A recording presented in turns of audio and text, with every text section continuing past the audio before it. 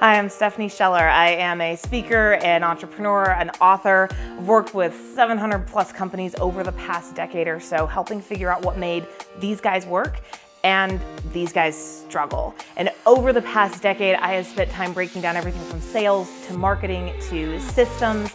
I've been a TED speaker. I was a Forbes 30 Under 30 nominee, and I've dedicated my life to teaching other small business owners the same skills that I learned back in 2014 that allowed me to completely replace my full-time income and walk away from my job in under 5 months.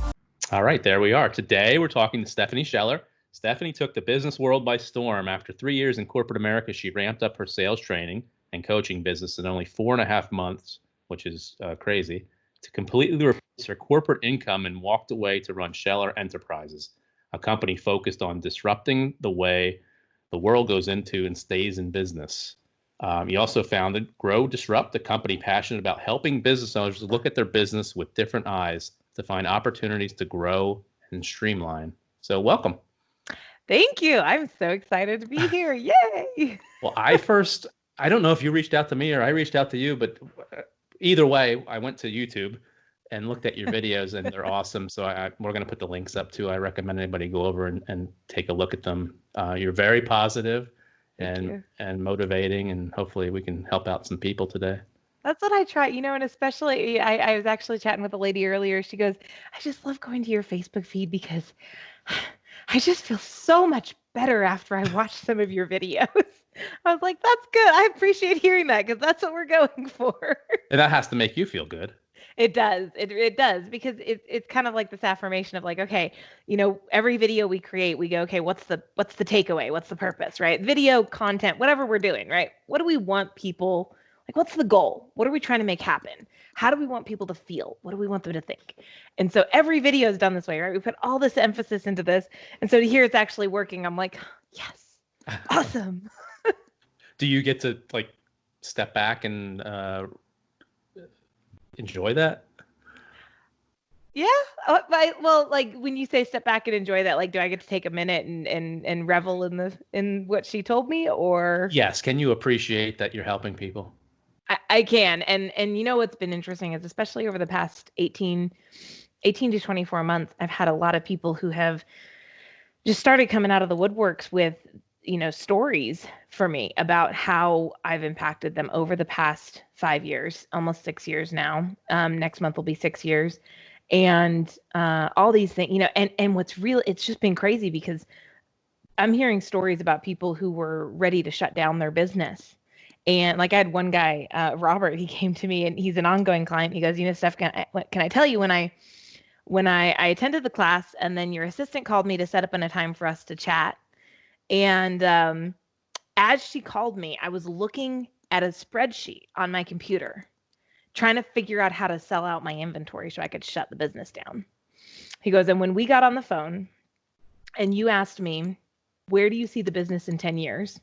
It was all I could do not to laugh because I didn't want to admit that I was trying to shut the stupid thing down.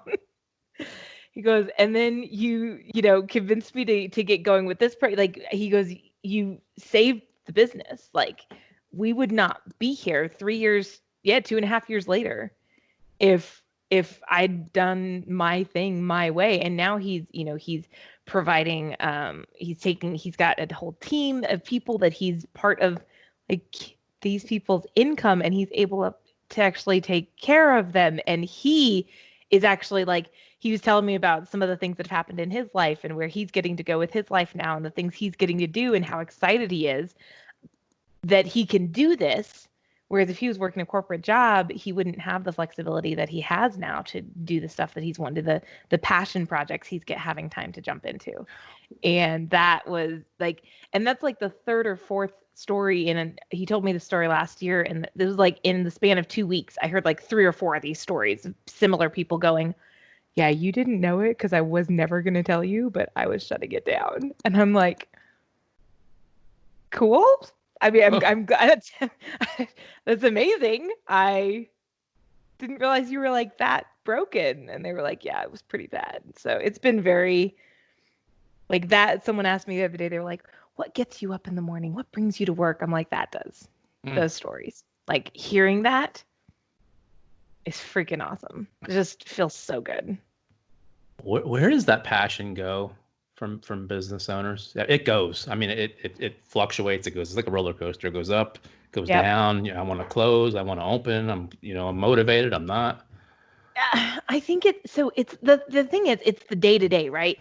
Because when I use this analogy of like imagine you're on a dirt road walking towards the golden mountain, right? Olympus. You're aiming to reach this beautiful height and become this amazing person. And the problem is you're walking on a dirt road that has potholes and sharp stones and you're barefoot and there's, snakes slither. So you're aiming for this thing, but you're having to look down and like, avoid stepping in this pothole and jump over the snake and, this, right? You're having to do all these things all day long. And this is dealing with employees and cash flow and wondering how you're going to make payroll and all this stuff that happens in business. And what happens is you get so fixated on this. One, that you forget to keep moving forward. And two, you forget about where you're going. And I think we lose that passion when we get so caught up in the day to day. And we get so caught up in fixing the problems that we forget to look at the impact we're making on other people's lives. And we forget to look at where we're going and where that's going to allow us. I tell people all the time, I'm like, your business isn't a charity, but if charity matters to you, make your business successful and you can give back as much as you want to. That's your end goal then, right? That's the impact and that's huge. And I think that's where the passion goes. I think people get beat down just trying to avoid falling in a hole in the road. And that's a good analogy because on my end, we're doing a lot of painting jobs. I own a painting company. So occasionally we get a bad review. It's going to happen. Yep. No matter what we do, we get a bad review. Yep. And we used to, as a group, fixate on that bad review. Why did we get this bad review? We got to get that bad review off. We got to take care of this bad review. And somebody said to me one day, well, what about the 100 other good ones? Yep. And I said, oh, I totally forgot about the good one. And I'm just fixated on this bad thing that we'll forget about in another couple of weeks. Yeah. Well, and sometimes, you can't do anything about the bad. Sometimes it's just a crazy person. Like it wasn't even your fault. You did nothing wrong, but they, for some reason, thought you were going to repaint the entire house for $500. People are crazy sometimes. And you must be in the painting business. I'm not, but I've worked with a couple. Oh my gosh, you guys get some really, and they're just like, but it's just paint. I could buy the paint for this for $50. Why are you charging? It's like, well, then buy the paint for that yourself. My dad used to say to me, he passed away now, but he used to drive me crazy. He used to say, where do you find your crazy customers at? Because he painted with us every day. And it would drive me crazy, but now I look back and laugh about it. But right. But they do. And people are just crazy. Right. I heard a saying that I love. It said, a person is smart. People are not. I was like, I like that.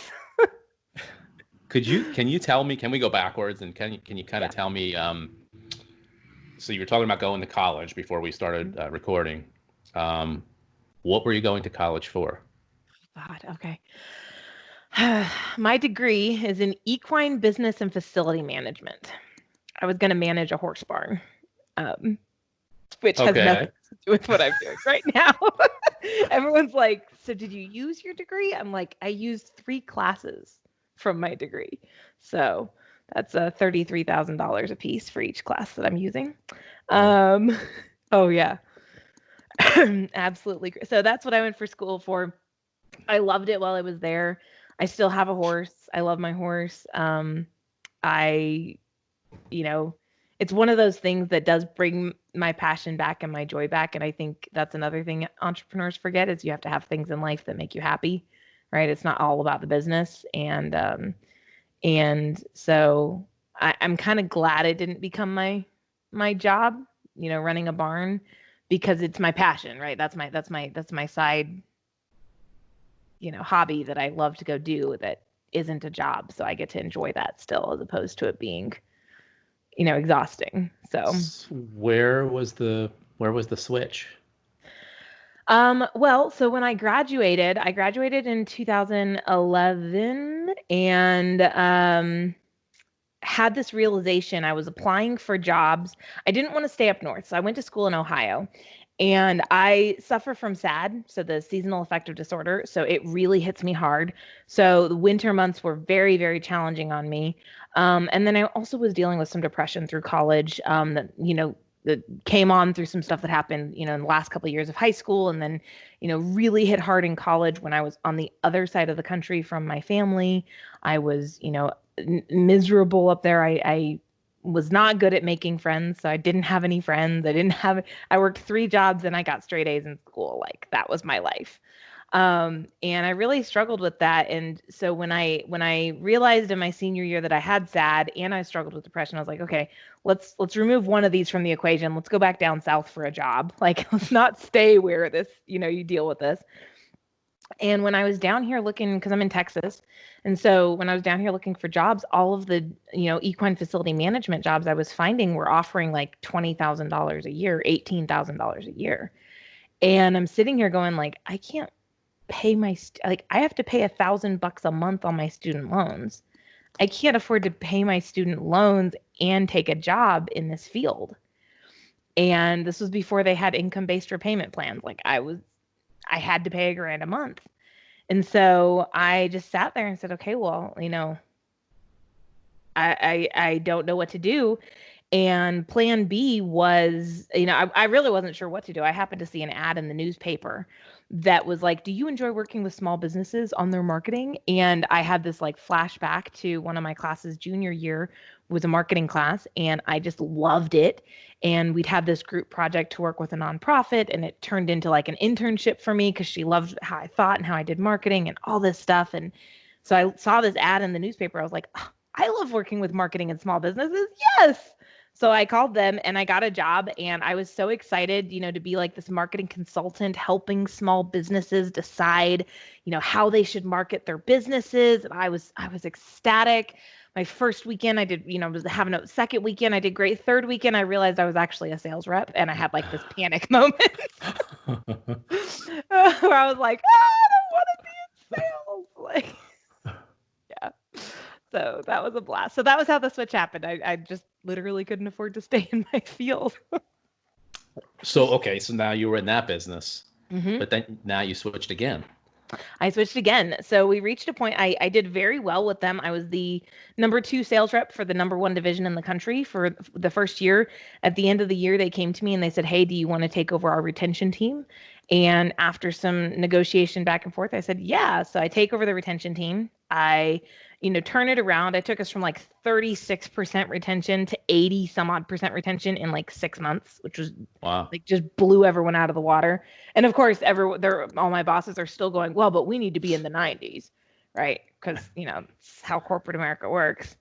And then about a year and a half into running the retention team, there was a lot of restructuring going on in the company, and they decided that my position was no longer commission eligible. They decided this like literally commission day, Friday. And so I didn't get a commission. Like my paycheck shows up in my account and I'm like, hey, that's $3,000 short. Oh no. What's up?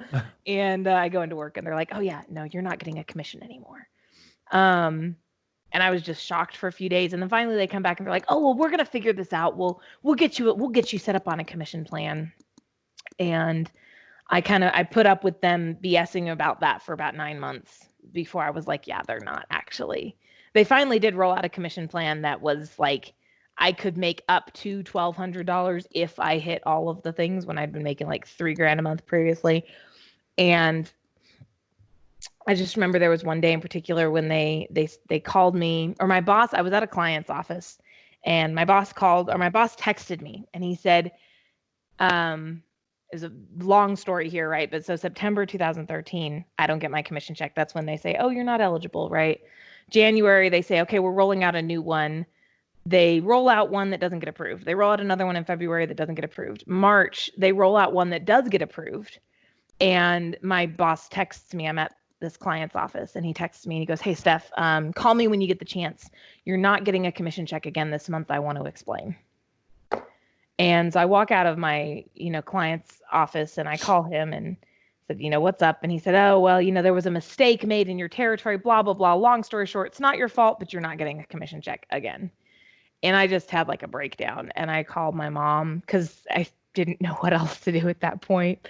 And I'm just crying and I'm like, I don't know what to do. And she goes, well, you know what? I know what to do. You're done. You're done. This is bogus. They've been yanking your chain for months.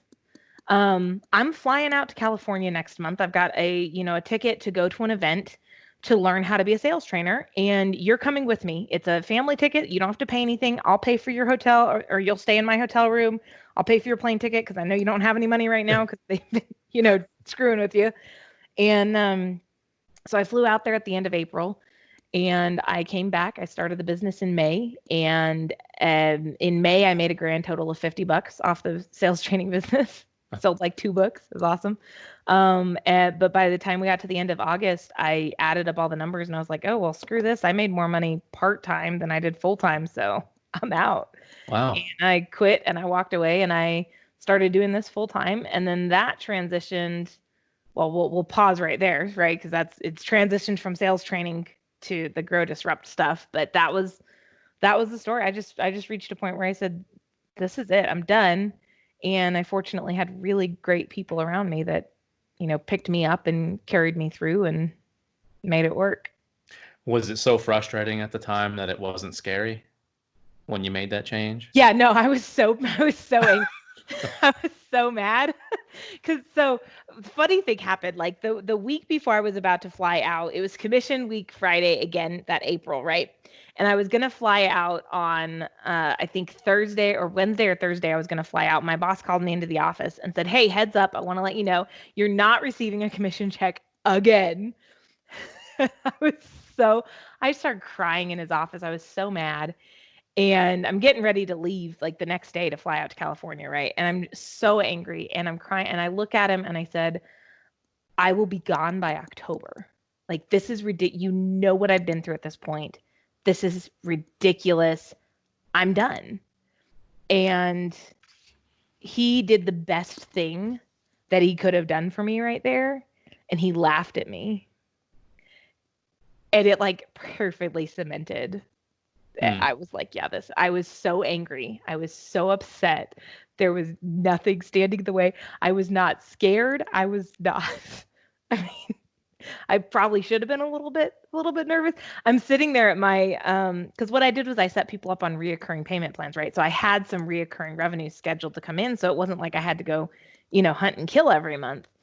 But as I'm sitting at my going away party, I've got text messages from 3 of my 5 clients letting me know that they were going to have to cancel and they couldn't renew with me for, one person had, it was all like outside of their control. Like one person's husband was moving. And so they were moving to another country. And so she had to shut down the business and like all this stuff. Like I'm just sitting there at my like going away party, like trying not to look at my phone because I'm like panicking of like, I just quit. Like I just quit.